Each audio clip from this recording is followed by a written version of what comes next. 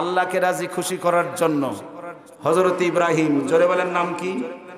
ইব্রাহিম ছেলেকে রেডি করলেন। কি করবেন? ছেলে কি করবেন?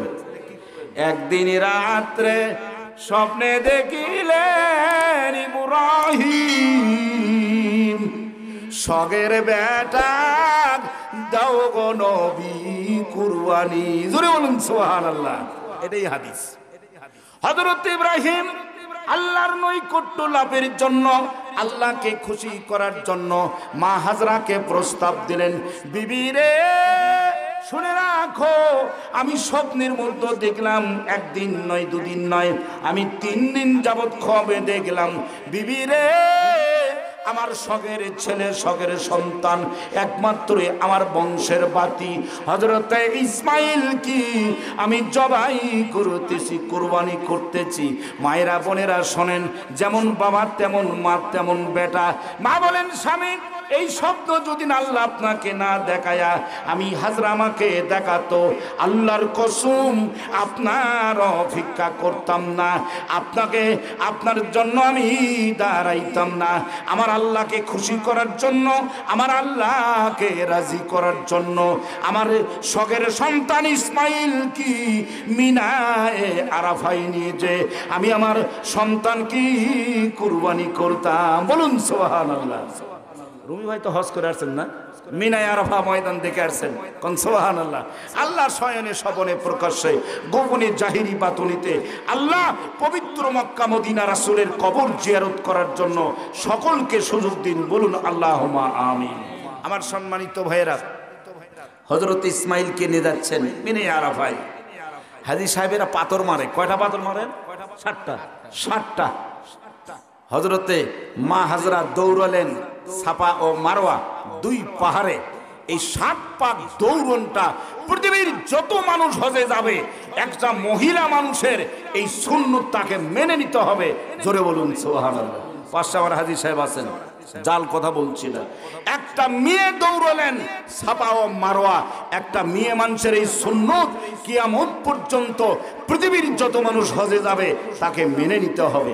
ভাইয়ের আমার, মিনে আরাফায় নিয়ে গেলাম। আমি এক হুজুরকে বললাম যে হুজুর, ইসমাইলকে যখন ফেলে দিল আরফার ময়দানে, বাবা তাক জব করবে, তার হাত পাও আগে বান্ধিছে না মুখ আগে বান্ধিছে? হুজুর হাত আর পায়ে আগে বান্ধিছে। আমি তওবা করেন, হাদিসটা মিথ্যা। হাদিসটা ইব্রাহিম আলাইহিস সালাম প্রস্তাব দিলেন, ছেলে রে বাবা ইসমাইল, আমি স্বপ্ন দেখেছি তোমাকে জবাই করতেছি। ছেলে জবাব দিলেন, সাতাজিদুনি ইনশাআল্লাহ মিনাস সাবিরিন। বাবা গো, আমার ধৈর্যশীলের কাতারে পাবেন কিয়ামতের দিন।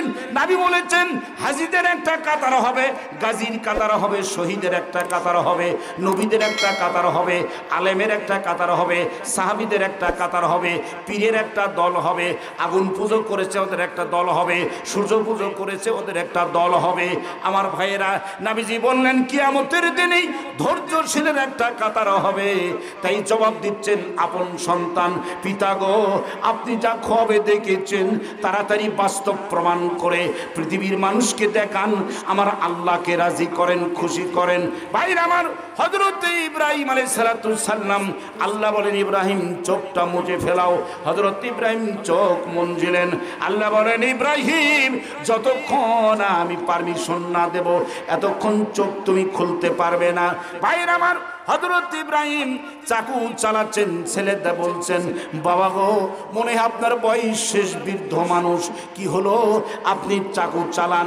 ভাইরা আমার, হযরত জিবরাইল আলাইহিস সালাম ফেরেশতারা এসে ইসমাইলকে কোনো কথা না বলে ইসমাইলকে চুপ করে ইব্রাহিমের পেছনে দাঁড়ায় দিয়া, আমার মহান আল্লাহর জান্নাত থেকে একটা দুম্ব নিয়ে এসে, ভাইরা আমার, ফেরেশতারা বলেন ইব্রাহিম এখন আপনার কাজ চালু করেন। তিনি জবাই শুরু করে দিলেন, বিসমিল্লাহি আল্লাহু আকবার। ভাইরা আমার, হযরত ইব্রাহিম জবাই করলেন, জব হয়ে গেল। পিছন থেকে ইসমাইল তাকবীর পড়েন, আল্লাহু আকবার, আল্লাহু আকবার, লা ইলাহা ইল্লাল্লাহু, আল্লাহু আকবার, আল্লাহু আকবার, ওয়ালিল্লাহিল হামদ। সেই দিন যদি ইসমাইলের গলা কাটতো, জোরে বলেন, ওই দিন যদি ইসমাইল জবাই হতো, আজকে আমাদের দশা কি হতো? কি বলেন, কি হতো? হয়তো আমার 5 ভাই সবাই মন্তব্য করতো, খালেক মৌলভী মানুষের বাড়ি বাড়ি খেয়ে বেড়ায়, স্বাস্থ্য ভালো, সুন্দর ভালো, ওকে এবার জব করা হোক। কি বলেন? ওরে এবার কুরবানি দেওয়া হোক। অথবা 7 জন চল, বাপ বুড়ো হয়ে গেছে, ওরা চলবে পায় না, কানা খোরা ন্যাংরা ভেংরো, ওটা কি এবার জব করা হোক। কি বলে? এরকম প্রথা আসতো। এই বিপদ থেকে কে বাঁচালেন? জোরে বলেন, কে বাঁচালেন? আল্লাহ বাঁচালেন। জোরে বলুন সুবহানাল্লাহ। এই জন্য আপনার দান, আপনার সদকা, আপনার খয়রাত, আপনার হজ, আপনার যাকাত, যা কিছু করবেন কাকে খুশি করার জন্য? জোরে বলেন, কাকে? আল্লাহকে খুশি করার জন্য। আমার নবীজি বললেন, উহুদের ময়দান শুরু হয়ে গেল। হে সাহাবীরা, তোমরা শুনে রাখো, যাদের হাত কাটা, কান কাটা, গলা কাটা, যাদের রক্তমাখা শরীর, ওদেরকে তোমরা বিনি গোসলেই দাফন করো। কাল কিয়ামতের দিন ওরা হাত কাটা, কান কাটা, গলা কাটা, রক্তমাখা শরীর নিয়ে আল্লাহর আদালতে দাঁড়াইবে। একজন সাহাবী মদিনার দিকে যায়, কাতকুতিলা মুহাম্মদ, সাহাবীরা তোমরা আর কতদিন ঘুমায়ে থাকবো? নবীজি তিনি শহীদ হয়ে গেছেন। ভাইয়ের আমার, হযরতে হানজালা তিনি কেবল বাসর ঘর রাত্রি পাড়ি দিয়া পানির নিকটে তিনি গোসল করবেন। হঠাৎ করে শুনলেন নবীজি শহীদ হয়েছে। ডাকে, বিবি রে, আর দেরি নয়, যাহাদের পোশাক খানা মারে দাও, যাহাদের তরুবলি খানা দাও, আমার নবী শহীদ হয়েছে। হযরতে হানজালা ময়দানে হাজির হওয়া মাত্রই শহীদ হয়ে গেলেন। এই আওয়াজ পেলেন, বিনি গোসলে দাফন করতে হবে।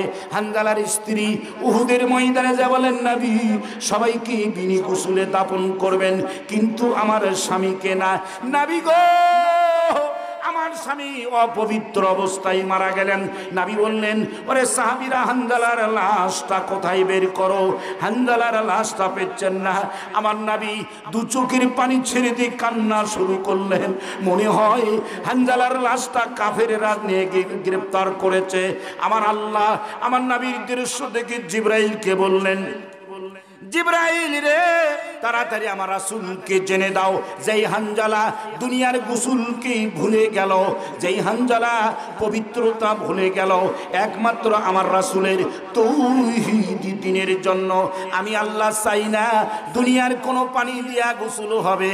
জিবরাইল, আমার নবীকে বলে দাও, চৌটা আকাশে আমি আল্লাহর স্বয়ং উপস্থিত থেকে আমার সামনে আল্লাহর জান্নাতি পানি, হাউজে কাউসারের পানি দিয়া হযরত হানজালার গোসল হচ্ছে। জোরে বলুন সুবহানাল্লাহ। নবী বললেন, জুল্লুরাইন উসমান গনি আরবের শ্রেষ্ঠ ধনী। জুল্লুরাইন উসমান রে, উসমানকে নবীজি এতই ভালোবাসতো। নবীজি বললেন, আমার মেয়ে প্রথম যদি কুলসুম মারা যেত, আমি দ্বিতীয় মেয়েদের নিকে দিতাম। দ্বিতীয় মেয়ে যদি মারা যেত, 3 নাম্বার মেয়ে থাকলে আমি সেরেক দিয়ে নিকে দিতাম। উসমানকে আল্লাহ নবী এত ভালোবাসেন। নবী বললেন, উসমান, তোমাদের মধ্যে কে আছি, আজকে আল্লাহর দিন উদয় হবে, আল্লাহর দিনকে তোমরা কিনে নিবা, আল্লাহর জান্নাত উহুদের ময়দানে বিক্রি হবে, তোমরা কে আছো কিনে নেওয়ার জন্য? হযরত উসমান বলেন, ইয়া রাসূলুল্লাহ, আরবের যত সম্পদ আমি সম্পদগুলো অর্ধ পরিমাণে ভাগ করলাম। 1 ভাগ আমি নবী, আমি জুল্লুরাইন উসমান রাখলাম, আর 1 ভাগ আল্লাহ ও রাসূলের নামে অক্ষ করে দিলাম। ভাইরা আমার, নবী বললেন, মায়েরা, বোনেরা, তোমাদের লাকের দুল, কানের দুল, লাকের ফুল, হাতের চুড়ি, তোমাদের কোলের সন্তানকে ময়দানে যারা দান করবে, আজেরা পাইকারি দরে জান্নাত পাবে। আমার ভাইয়েরা, হযরতে মা খাল্লা 2 চোখের পানি ফেলে কাঁদতে কাঁদতে বললেন, নবীজি, আমি দুনিয়ার সব ছেড়ে দিয়েছি, আমার ঘরে 2টি জিনিস জাবিন দেখলাম, আল্লাহ ও রাসূলকে জাবিন রেখে। নবী গো, আমি খাল্লাদের মা, আমার ছোট্ট বালক খাল্লাদ উহুদের ময়দানে শহীদ হয়েছে। আমি উহুদের ময়দানে আমার খাল্লাদকে দান করেছি, আমার শ্বশুরকে দান করলাম, আমার স্বামী নেংরা মানুষ, তাকেও আমি দান করেছি।